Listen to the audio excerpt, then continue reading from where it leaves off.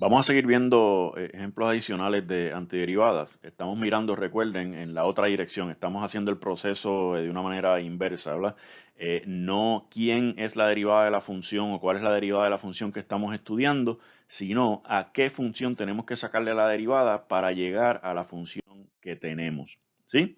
La definición formal es que la función f mayúscula es una antiderivada de la función f minúscula en un intervalo i, si y solo si la derivada de f mayúscula nos devuelve f minúscula en ese intervalo donde estamos trabajando.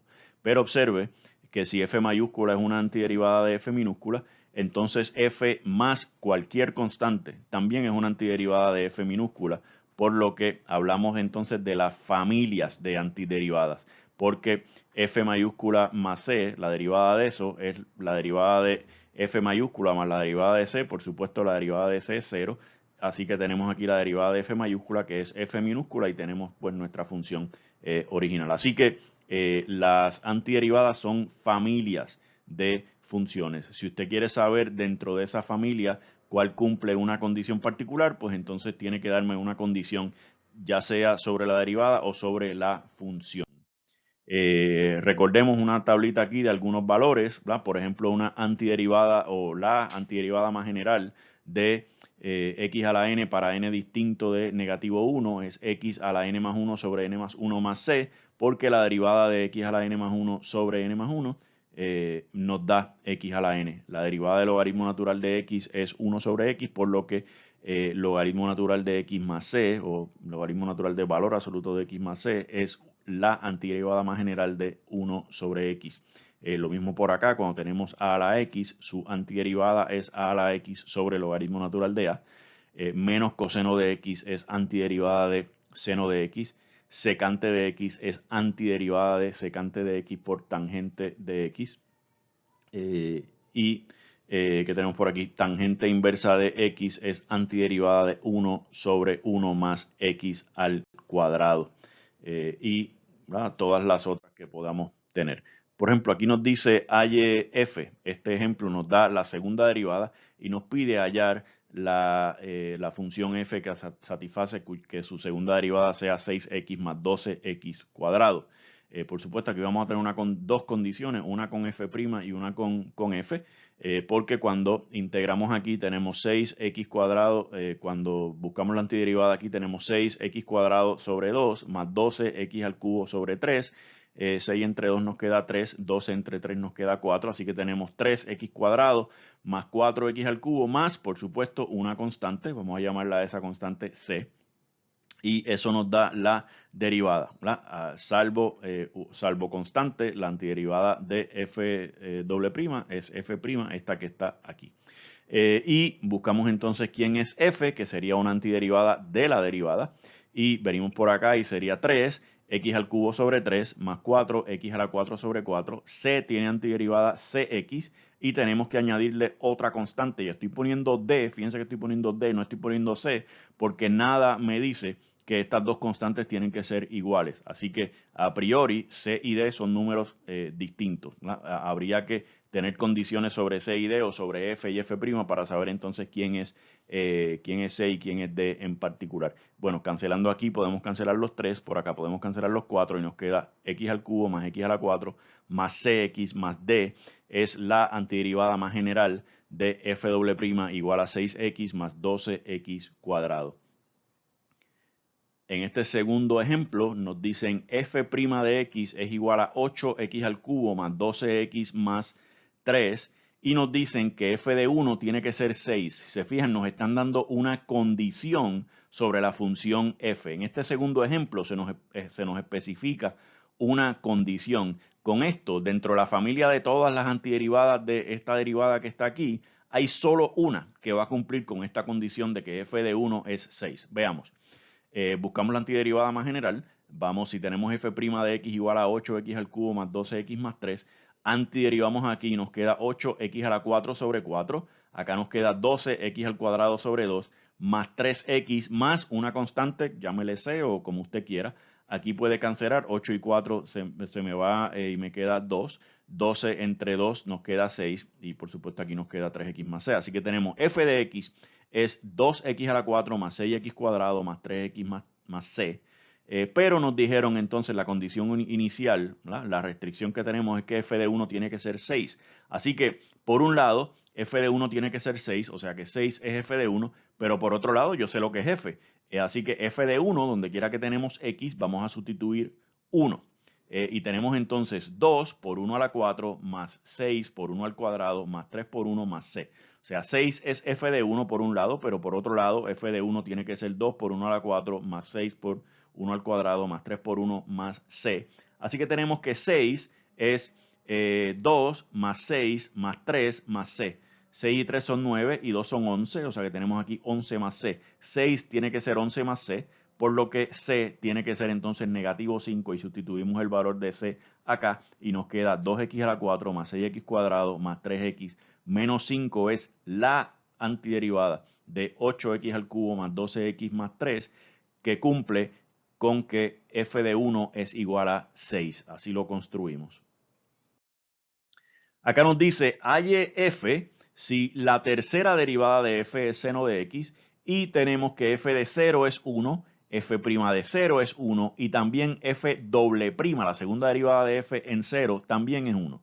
Empezamos por acá y si tenemos que la tercera derivada de f es seno, digo, para empezar, para encontrar f a partir de la tercera derivada tenemos que pasar por la segunda, por la primera y después la función, ¿verdad? No hay manera de llegar de la tercera derivada a la función sin pasar por la segunda y la primera. Así que a partir de la tercera derivada conseguimos la segunda derivada y tenemos, si la función es seno de x, la tercera derivada, su antiderivada es más general, es negativo coseno de x más c. Así que tenemos f doble prima de x es negativo coseno de x más c, ¿verdad? Negativo coseno de x, su derivada es seno de x, por eso es su antiderivada. Y ahora utilizamos esta condición aquí que nos dice que f doble prima de 0 es 1. Como f doble prima de 0 es 1, tenemos entonces por acá que 1 tiene que ser igual a negativo coseno de 0 más c. Negativo coseno de 0 es 1, así que tenemos negativo 1 más c es 1, así que negativo 1 más c es 1, c tiene que ser entonces 2. Y sustituimos ese valor acá. F doble prima de x es negativo coseno de x más 2. A partir de la segunda derivada, entonces ahora podemos conseguir la primera, una función cuya derivada sea negativo coseno de x más 2. Aquí tenemos entonces negativo seno de x más 2x más una constante, llamémosle, qué sé yo, d. Y tenemos entonces, fíjense que esta condición acá nos dice que f' de 0 tiene que ser 1, por lo que 1 tiene que ser igual a negativo seno de 0 más 2 por 0 más d. Así que tenemos negativo seno de 0 más 2 por 0 más d es 1, seno de 0 es 0, 2 por 0 también es 0, así que tenemos aquí d es igual a 1 y nuestra función derivada va a ir quedando negativo seno de x más 2x más 1. Aquí la tenemos, negativo seno de x más 2x más 1 y a partir de esto conseguimos f, antiderivada de negativo seno de x más 2x más 1. Tenemos entonces aquí coseno, cuya derivada es negativo seno, x cuadrado, cuya derivada es 2x, y x, cuya derivada es 1, más una constante, ¿verdad? Así que tenemos f de x tiene que ser coseno de x más x cuadrado más x más e, ¿verdad? Esta es la familia de antiderivadas de la función que estamos buscando, pero como f de 0 es 1, buscamos ahora el valor exacto de e que satisface esa condición. F de 0 igual a 1, tenemos entonces coseno de 0 más 0 al cuadrado más 0 más e es igual a 1. Coseno de 0 es 1. Y aquí tenemos, bueno, 0 y 0, así que tenemos 1 más e es 1, por lo que e tiene que ser 0, y entonces esta constante pues se nos fue, y nos queda que f de x tiene que ser coseno de x más x cuadrado más x. Esa es la antiderivada de f al cubo, ¿verdad? Esa es la función f, cuya tercera derivada es seno de x, y cuya segunda derivada y función valen 1 cuando x es 0. Por acá tenemos, nos dice, una partícula se mueve con aceleración dada por la función a de t igual a coseno de t más seno de t y tiene condiciones iniciales, s de 0 es igual a 0 y v de 0 es igual a 5. ¿Verdad? Recuerden que s nos da la posición, ¿verdad? Es la función de posición de la partícula en este caso, y v representa la velocidad, a es la aceleración, ¿verdad? Nos dicen acá. Hay la función de posición de esta partícula. Recuerden que la derivada de la función de posición es la velocidad y la derivada de la velocidad es la aceleración. Así que realmente lo que nos están dando aquí la aceleración es la segunda derivada de la función de desplazamiento, de la función de posición. Así que para buscar a partir de la función de aceleración, si buscamos una antiderivada nos queda la velocidad y una antiderivada de la velocidad va a ser la función de posición. Así que empezamos. Si A de t es coseno de t más seno de t, buscamos una antiderivada que sería v de t, sería antiderivada de coseno de t más seno de t, antiderivada de coseno es seno y antiderivada de seno es negativo coseno. Así que tenemos v de t es seno de t menos coseno de t más una constante. Pero nos dijeron que la velocidad a tiempo cero es 5, ¿verdad? Como la velocidad a tiempo cero es 5, por una parte 5, por otra parte v de 0 es seno de 0 menos coseno de 0 más c. Así que tenemos seno de 0, que es 0, menos coseno de 0 es 1, así que tenemos negativo 1, más c tiene que ser igual a 5, o sea que c tiene que ser igual a 6, y nuestra función de velocidad, cuya velocidad es coseno de t más seno de t, es seno de t menos coseno de t más 6, porque esa es la única que satisface que la velocidad a tiempo cero sea 5. Y a partir de esta función de velocidad, buscamos entonces la función de posición, la de desplazamiento, que es una antiderivada de la función de velocidad. Tenemos una antiderivada de seno, es negativo coseno de t. Una antiderivada de negativo coseno de t es negativo seno de t. 6 tiene antiderivada 6t y tenemos que añadirle una constante, en este caso le estamos llamando d. Pero sabemos que S de 0 es 0, la posición de la partícula a tiempo cero es 0.